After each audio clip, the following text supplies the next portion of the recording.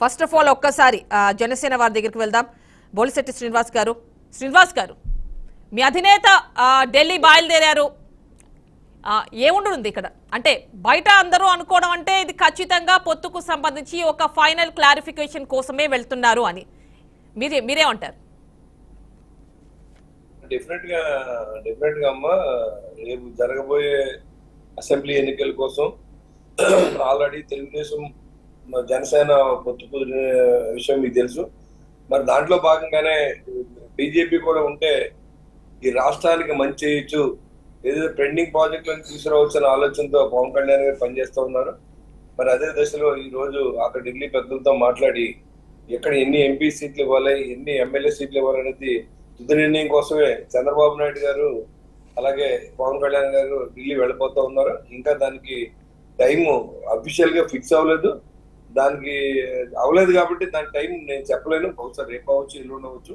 అంటే నడ్డా అండ్ అమిత్ షాతో భేటీ అవుతారు రేపు అంటున్నారు కదండి. అంటున్నారు కానీ అది ఇంతవరకు అఫీషియల్ గా ఖరారు అవ్వలేదు మేడం. డేట్ ఖరారు అవ్వలేదు. అంటే ఇంకా ఆలస్యమయ్యే ఛాన్స్ ఉందా? అంటే మీకు ఇంటర్నల్ గా ఎలాంటి ఇన్ఫర్మేషన్ ఉంది?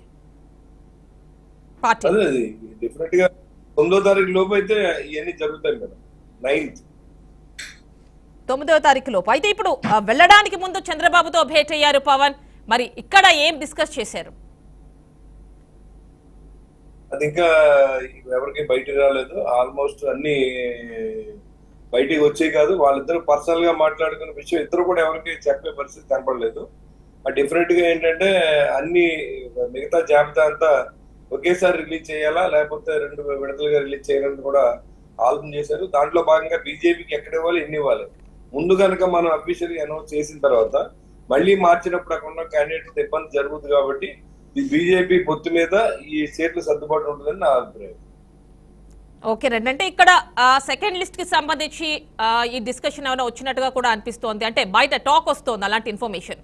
అది మాత్రమే కాదు, బీజేపీ పొత్తులోకి వస్తే అంటే ఇప్పుడు వెళ్ళి మీ అధినేత సెటిల్మెంట్ చేస్తే ఖచ్చితంగా వాళ్ళకి ఎన్ని సీట్లు ఇస్తాము, ఇలాంటి అంశాలపైన డిస్కషన్ అంతా కూడా నడిచింది అన్న ఒక ఇన్ఫర్మేషన్ వస్తోంది. మీరేం చెప్తారు? మీకు ఖచ్చితంగా తెలుస్తుంది.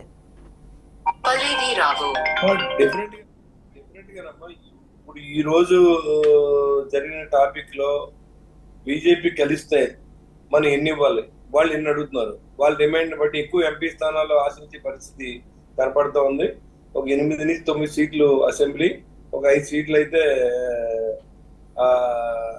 పార్లమెంట్ లో వారికి బలం ఉన్న చోట, ముగ్గురు గెలిచే చోట అడిగే అవకాశం ఉంది. అంటే ఇప్పటికే మీకు సీట్స్ చాలా తక్కువ అయ్యాయి కదండి శ్రీనివాస్ గారు. అంటే మీకు ఇచ్చినవి 175కి మాక్సిమం ఒక 24 అంటున్నారు. అందులో పార్లమెంట్ కూడా కలుపుకున్నారు కాబట్టి టెక్నికల్ గా ఒక 40 ఇచ్చినట్టుగా కూడా మీ అధినేత చెప్తున్నారు. అయినప్పటికీ కూడా 24 కదండి. మరి ఇప్పుడు బీజేపీని స్వయంగా మీ అధినేతే వెళ్ళి ఆహ్వానిస్తున్నారు. సో మరి మీకు సెకండ్ లిస్ట్ లో ఎన్ని, అంటే ఇప్పుడు అనుకున్నట్టుగా 24 అయినా వచ్చే ఛాన్స్ ఉందా? 24 దాటిన తర్వాతే అసెంబ్లీ స్థానాలు ఉంటాయమ్మో వాళ్ళకి. ఏమిటండి అంటే ఇస్తే 32 అవుతాయి కలిపి, జనసేన బీజేపీ కలిపి ఎంపీ స్థానంలో 7 అవుతాయి. అంటే జనసేన బీజేపీ కలిపి కాదండి, అంటే మిమ్మల్ని నమ్ముకుని జనసేన తరపున చాలా సంవత్సరాల నుంచి వర్క్ చేస్తున్న వాళ్ళు ఉన్నారు. 24 సీట్లు ఆ 24 దాటిన తర్వాత వచ్చే సీట్లు బీజేపీకి ఇస్తారు. అది ఓకేనండి. అంటే ఇప్పుడు మీకు 24 అనేది కన్ఫర్మ్. 24 కన్ఫర్మ్. ఓకేనండి. మరి 24లో సెకండ్ లిస్ట్ లో ఎన్ని ప్రకటిస్తారు, ఎక్కడెక్కడి నుంచి అనేది? మొత్తం అన్ని ఒకేసారి ఛాన్స్ ఉందమ్మా. అంటే థర్డ్ లిస్ట్ లేదు, ఇంకా థర్డ్ లిస్ట్ లేదు, ఒకేసారి అనౌన్స్ చేసేస్తారు. బీజేపీతో పొత్తు అనేది అయితే అన్ని ఒకసారి వస్తాయి బయట. ఓకేనండి. బీజేపీ రేపు ఒక క్లారిటీ వచ్చేస్తుందేమో. ఆల్రెడీ పురంధరేశ్వర్ కూడా అక్కడే ఉన్నారుగా.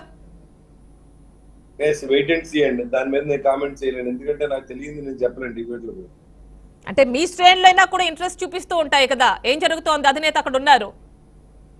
ఎన్ని ఎవరు చెప్పిన ఊహాగానాలు అండి, ఎవరికి కరెక్ట్ గా అంటే ఊహాగానాలు అని కాదు శ్రీనివాస్ గారు, ఊహాగానాలని కాదు, మీ శ్రేణులకి ఒక క్లారిటీ ఏం జరుగుతోంది అనేది ఏమి తెలియదు, ఎవరికి ఏమి తెలియదు.